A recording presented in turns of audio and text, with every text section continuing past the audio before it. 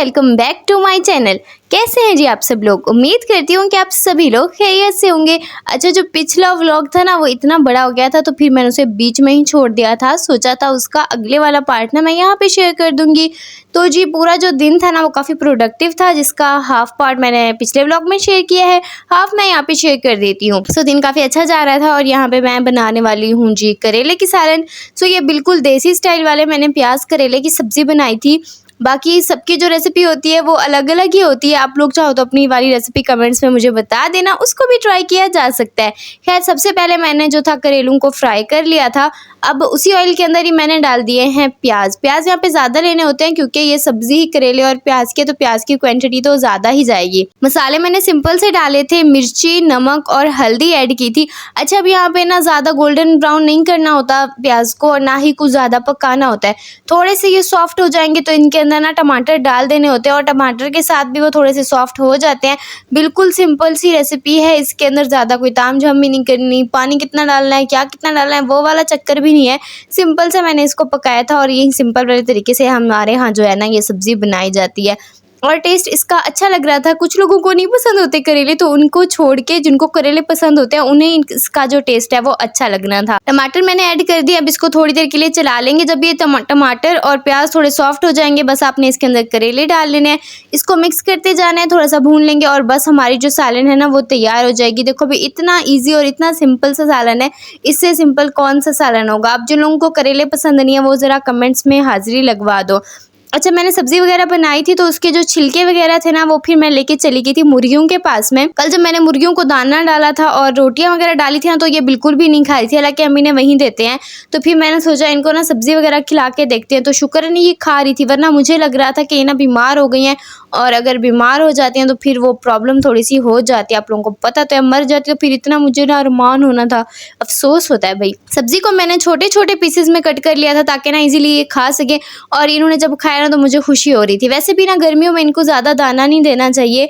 आप इनको ग्रीन दे सकते हो, मतलब आपने इनको घास देना है, घास तो पालक आप लोग दे सकते हो, या इस तरीके से जो सब्जी के छिलके बच जाते हैं ना उनको थोड़ा सा ना आप लोगों को काटना पड़ेगा, फिर आप इनको दे दो। वैसे प्याज और लहसुन तो इनके लिए काफ़ी अच्छा होता है, बीमारी वगैरह भी नहीं होती, तो वो फिर मैंने इसके अंदर थोड़ा सा ना प्याज ना एक्स्ट्रा ही डाल दिया था।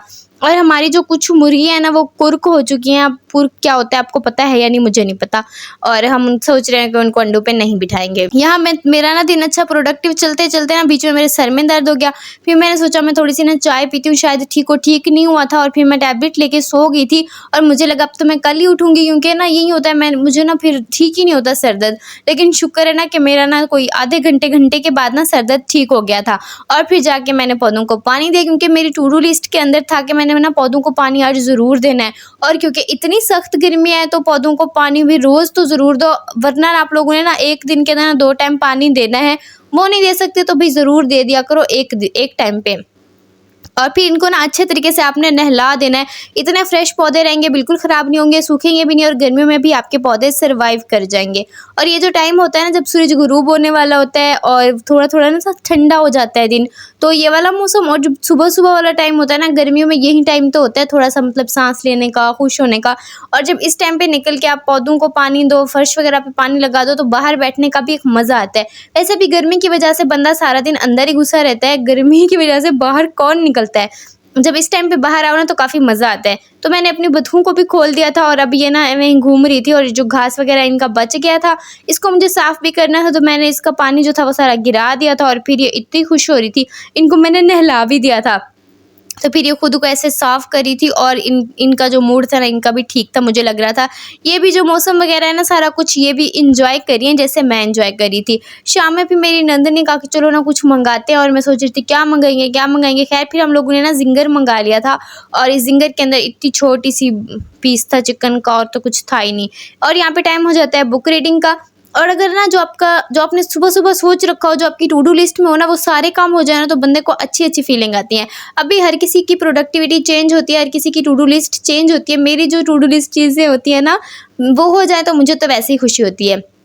अब सबका अपना होता है, मतलब किसी ने होता है कि मतलब कुछ चैप्टर्स जो होते हैं वो पढ़ने होते हैं उनकी स्टडी के लिहाज से, और किसी ने एवं ही कुछ काम करने होते हैं जैसे मुझे करने होते हैं। खैर यहाँ पे कोई 10 बजे के करीब मेरे भाई मुझे लेने आया था क्योंकि भाभी आई हुई थी, तो फिर हम लोगों ने कोई 11 बजे बनाया था यहाँ पे यखनी पुलाव, मतलब मैंने हेल्प की थी और भाभी ने बनाया था।